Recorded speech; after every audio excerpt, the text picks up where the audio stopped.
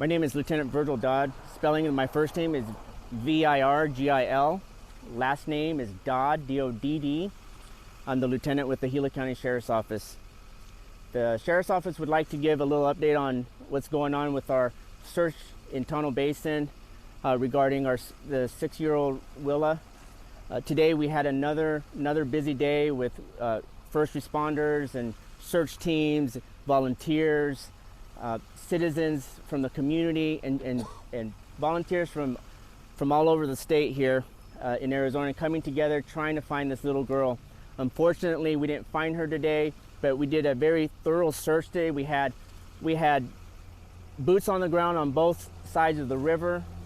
We did a very slow and systematically search throughout the area. We had canines. We had boats in the water, going downstream very slowly, searching the area, searching in the brush, and everywhere in the water. We had swift water teams in the water as well, and the search doesn't stop here. We're going to continue searching. We're going to resume tomorrow around 8 o'clock.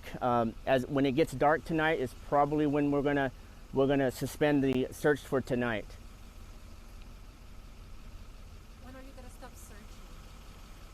When it gets dark, we're not going to stop searching until we find her. We need to get the little girl back to her family where she belongs. It all affects us, and we want the family, we want the communities to have peace and some closure.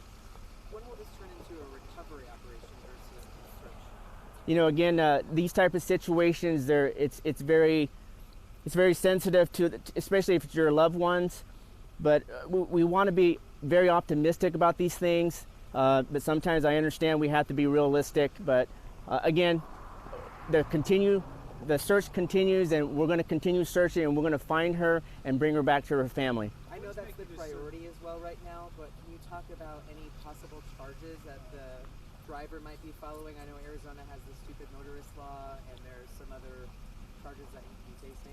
At this time, right now we're just focused on the search, and we want to find 6-year-old Willa and bring her back to her family. What is providing challenges for searchers as they're going through, looking over these couple of miles here, trying to find the body? After all of the questions that you need to ask me, I brought some of the experts here that were on the ground. We have Margaret and Alicia from Tunnel Rim Search and Rescue. They have many experiences with these things. I have Joe Bracamonte. He's a canine handler, also the fire marshal with Globe Fire. He has over 20 years of experience. So with all the questions that you have for me, they can probably answer any of the questions that are related to the ground troops. They were on the ground. They could probably tell you the challenges that they had to go through on this search. What's the reasoning behind no air support today? I'm sorry? What's the reasoning behind no air support today? Well, the helicopter was available if we needed them. The information that I received, it's a lot easier, not easier, but it's a lot better when you have people on the ground. You can search the ground a lot better, a lot thorough with the area, and looking through things, digging through things, versus if you're just up in the air. The purpose of the motorized paragliders? I haven't seen those on a search before. Those are citizens that have came out here to help us, and I do appreciate all of them. If you've noticed, there's a lot of people walking around, a lot of people with horsebacking, with dogs.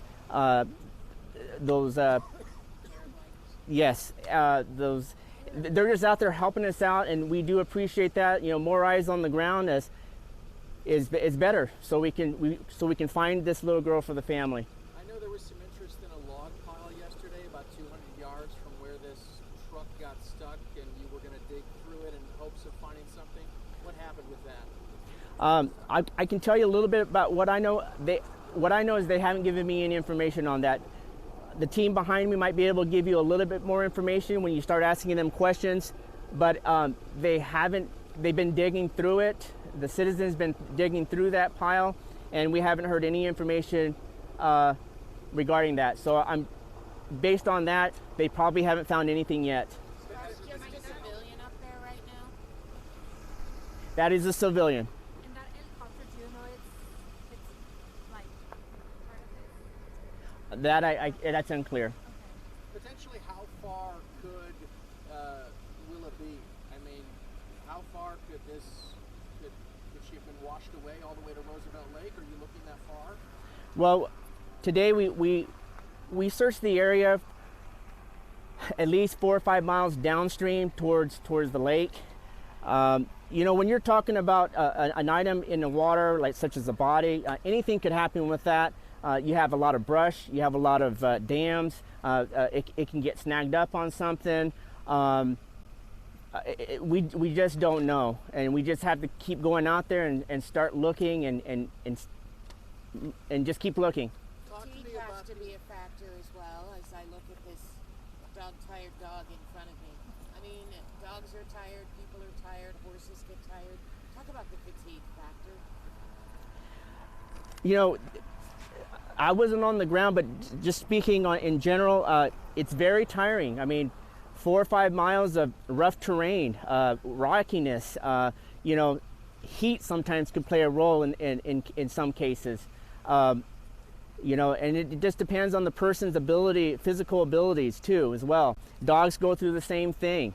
So yeah, those are some of the challenges. The team behind me might be able to answer your question a little bit more clear, but yes, it's physically it can be challenging. Can you talk about the emotional aspect that your deputies and searchers in this department is going through? We're now going to enter a 4th full day of looking for this young girl. You know, we just want to be relieved. We want to find her. I think we just want to be relieved in finding her for the family.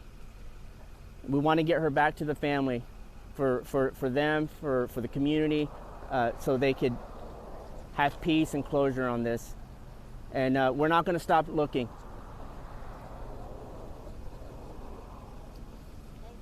Do you know how many volunteers have showed up so far? I can't give you a clear number on how many volunteers because there's so many people from out of the area that came in to help us out, which we really appreciate. But as far as the law enforcement and fire end of it, we have at least about 40 or 50 personnel. Can you or the searchers behind you tell us how the search will be changed, if at all, tomorrow based on the information you obtained today? Would you like to answer that? Can you tell me how, if you're going to focus your efforts elsewhere in tomorrow's search based on the information you obtained today? What we do with our canines today is we've written it off, starting from the crossing, crossing around and off down the street, worked our way back up, so we'll get with command in the morning because they are keeping track of areas that have been searched, so we'll do that in the morning. Sir, can you talk into the Crossing to microphone? a mile and a half downstream. I'm sorry, what? Did you say from the crossing to a mile and a half downstream in a grid pattern? Well, we searched with the dogs today. We were out yesterday with the canines, and we searched about half a mile down. Today, myself and the other handlers, we searched from the crossing, approximately a mile to a mile and a half downstream, and on our perimeter, if you will, on the south side, and then worked our way back up. To answer his question, everything's turned over to the command post, so they know what areas we searched. Other canine units or searchers searched, and we'll review that in the morning, and they'll assign us an area to search. Were your canines a part of the team that alerted on that log file yesterday? I'll let, Yeah, they showed interest around the log. We brought them in from different directions. They, you know, moved a lot of debris off that pile, but they've been going up and over debris piles everywhere and around, and that was an area of interest straight down from the vehicle. But that could be, you know, they're just telling you when they have odor, and any subjects could have lodged there and then been released. They're not showing that interest now. They've chewed up a lot of it.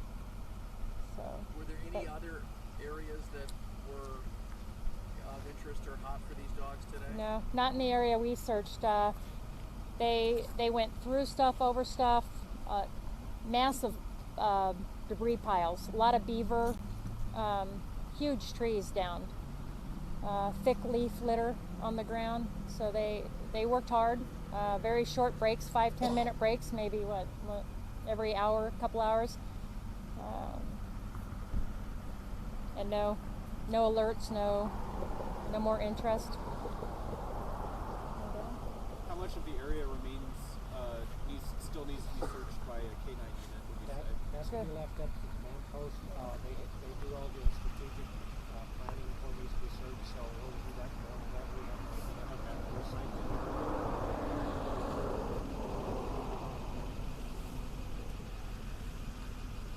And the water has receded quite a bit, slowed down quite a bit, so it's given us some more areas to search, some more brush.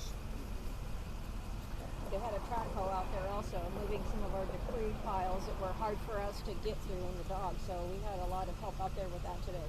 So Maybe this is a lieutenant job, but with the incoming weather that we're going to see now later in the week,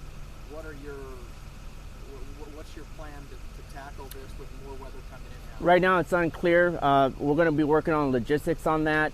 But our main focus is we're hoping to find her sooner, and hopefully we get that. We find her before the weather comes in.